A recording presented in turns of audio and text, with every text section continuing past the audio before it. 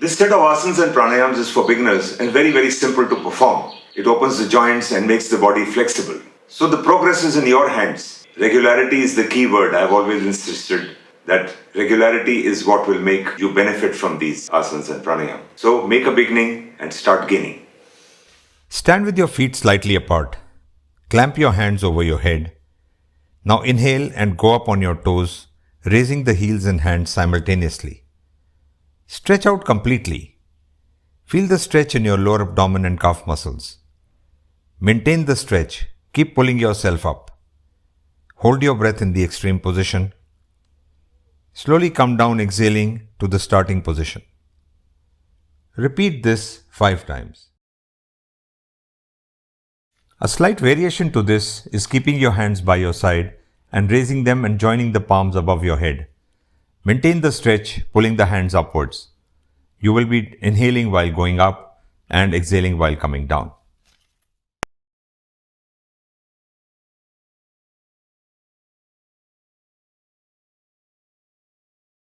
Stand with your feet slightly apart. Hold elbows with your hands. Push the hands behind the head, not above the head. Push the arms backwards and feel the stretch in your underarms. Move the hands laterally. Cover as much area as you can. Do it for as long as is comfortable, but at least 5 times on either side.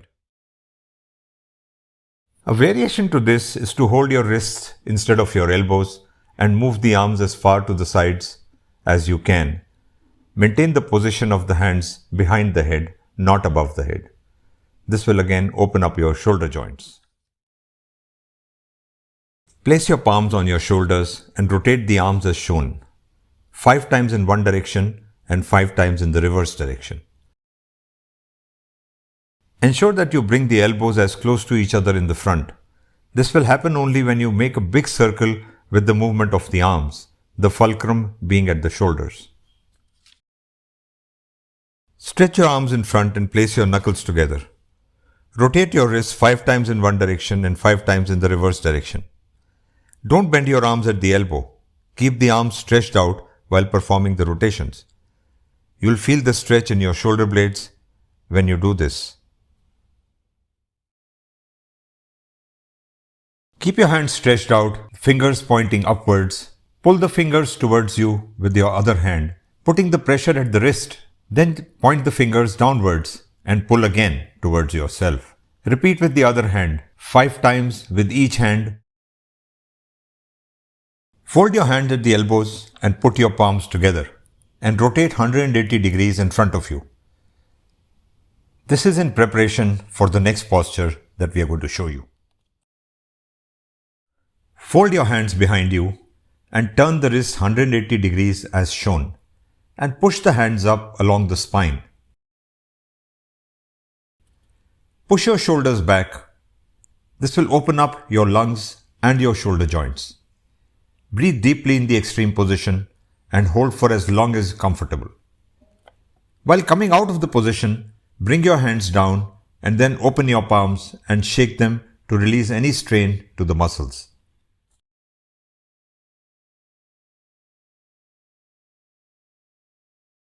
Raise your right arm and fold it and take it to the back to grip the left arm, which is also folded and brought to the back.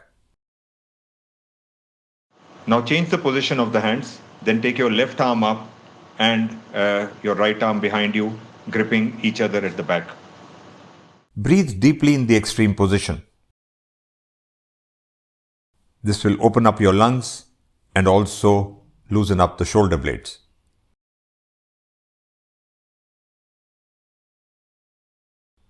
Initially, you may not be able to make the hands meet. Don't worry about that. You will get there. But for a beginning, inch up the hands towards each other with the help of a hanky or a towel.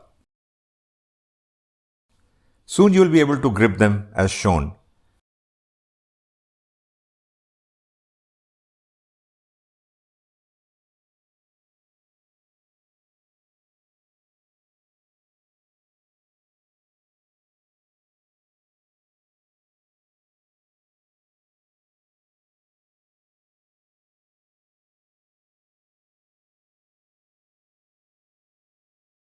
Put your legs wide apart. Raise your right hand, inhaling, and bring it close to your ear. Slide your left hand along the left leg, exhaling as you go down. You may not be able to reach the ankle, but go up to whatever point you can. Just ensure that you do not bend your torso forward. Keep it in line with the waist. Come up to the starting position, bringing your left hand up while inhaling, and then bring your right hand down while exhaling. This completes one round. Do at least 5 rounds of this.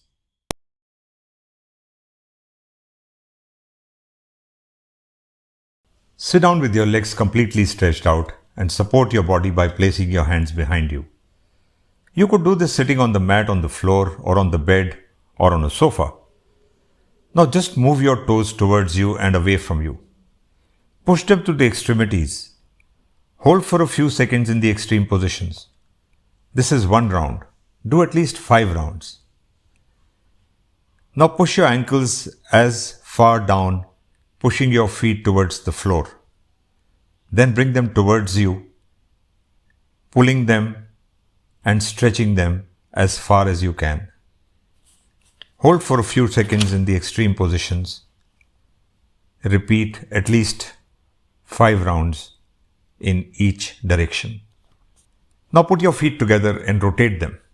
First in the clockwise direction 5 times and then in the anti-clockwise directions 5 times. Move both feet together using the heels as the fulcrum. The rotation should be such that your feet stretch to all 4 sides, as much towards you and away from you and to the sides. You can do this any time of the day when you're sitting, relaxing, watching television. Just stretch your legs out and move your toes and ankles as shown. Now for the knees. Keep your legs stretched out as before. You can feel a gap between the lower part of the knees and the mat or the mattress if you're sitting on the bed. Just crunch the knees and fill that gap. Hold that crunch for a while, keep that gap filled for a while, and then release. You can repeat this many times and it will strengthen your knees in the long run. Sit with your legs stretched out. Fold the left leg and place it on the right leg, taking the foot as close to the groin as possible. Initially, it may not reach the groin. Don't worry. Place it to wherever is comfortable and hold the position of the left leg with your hands and flap the left leg to cover as much area as possible. Don't worry about touching the knee to the ground. The idea is to cover more area to improve the flexibility of the hip joint and make it stronger. Repeat the same by folding the right leg and keeping the left leg straight. Sit with your legs stretched out. People suffering from lower back problems such as slip discs, etc. should not be doing this asana. You can hurt yourself. Fold the left leg and put the sole of the foot along the right thigh. Raise your hands and bend forward from the lower back to reach your hands to your toes.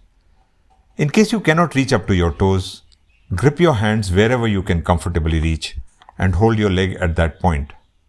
Repeat with folding the right leg and putting the sole against the left thigh. Breathe normally in the extreme position. You will find that with each exhale, when you take your stomach in, you will be able to go further towards your toes with your hands. Do the movement 5 times, but hold the extreme position for as long as is comfortable. Fold your legs and place your hips on your heels. Initially, you may find the knees, the calf muscles, and the outward turned ankles hurting. Place cushions under them. Yoga says don't torture yourself. Soon you will find that the position becomes very comfortable without the cushions. This can also be done sitting on the bed. Do this after your meals. It helps in digesting the food. A variation to this, after you have become comfortable with the position, is to open the legs wide and place your hips in the gap between the feet. Lie down on your back on the mat. This can also be done lying down on the bed. Fold your right leg first. Keep the left leg firmly on the ground. The knee should be brought towards the center of the chest, not towards your shoulder. So create an angular pressure to bring it towards the center of the chest. Raise your neck and try and touch your nose to the knees. This may seem difficult initially, but with practice, you will be able to achieve it soon. Breathe normally in the extreme position. When coming out of the posture, First place your head down, then release the leg. Repeat with folding the left leg, right leg firmly on the ground. People suffering from any neck sprain should not bring the head up to touch the nose to the knee, but should maintain the basic posture. This asana is good for controlling blood sugar and strengthening the lower back.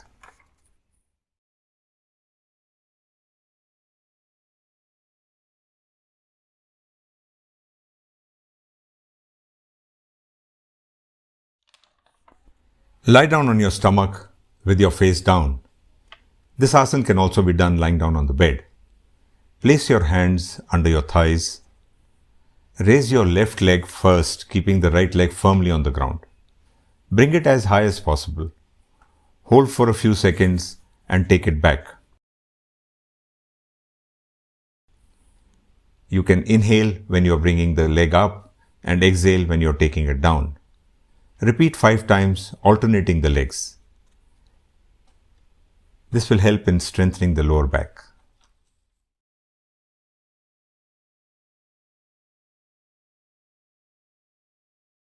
The benefits of pranayama can be reaped only when you do it with an enhanced lung capacity. Watch our videos how to enhance lung capacity and then do the pranayams. But since this is a beginner's clip, I will be just showing you 2-3 methods of how to increase lung capacity so that in the next clips when we go into an advanced program of asanas and pranayama, you'll be able to use the learning and gain by it. So the first thing that we need to do is learn how to breathe in a 3-tier mode. So our lungs are divided into 3 parts. So first put your hands on your stomach, a very basic thing, inhale and bring your stomach out. Exhale and take your stomach in. So this is one part. Second, I'm just giving you a very quick run through of this. You can watch the videos which are available on my YouTube channel. Second is put your hands like this under your rib cage and breathe. Feel the hands moving outwards when you inhale and collapsing inwards when you exhale. The third is put your fingers here on your collarbone. Start to inhale till the fingers move slightly upwards.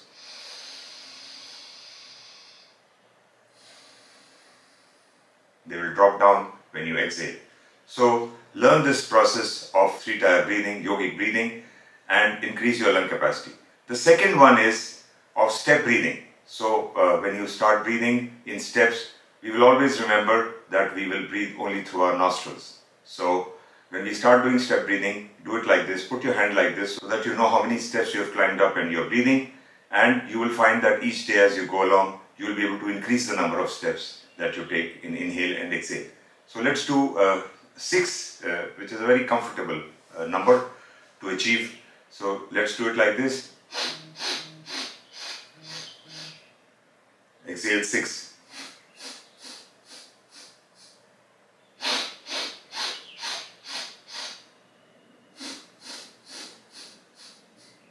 So just practice this and you will find that the numbers keep going up each day. The third one is a little more aggressive. So I would suggest that people suffering from high blood pressure or heart disease should not practice this or should do it in a very subtle way. So don't put too much force into it, then you can do it. But if you are putting a little more force, please, it can harm you, don't do it.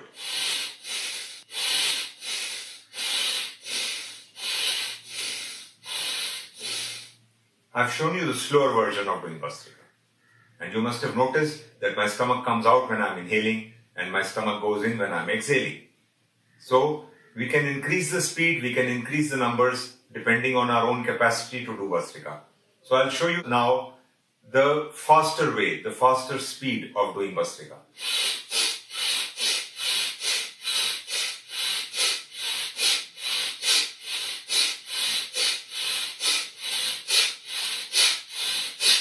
So this is the pranayama program for the beginners, and as you progress, we will keep taking you through a more advanced situation as we go along. So we hope you enjoy the series and gain by it. Thank you.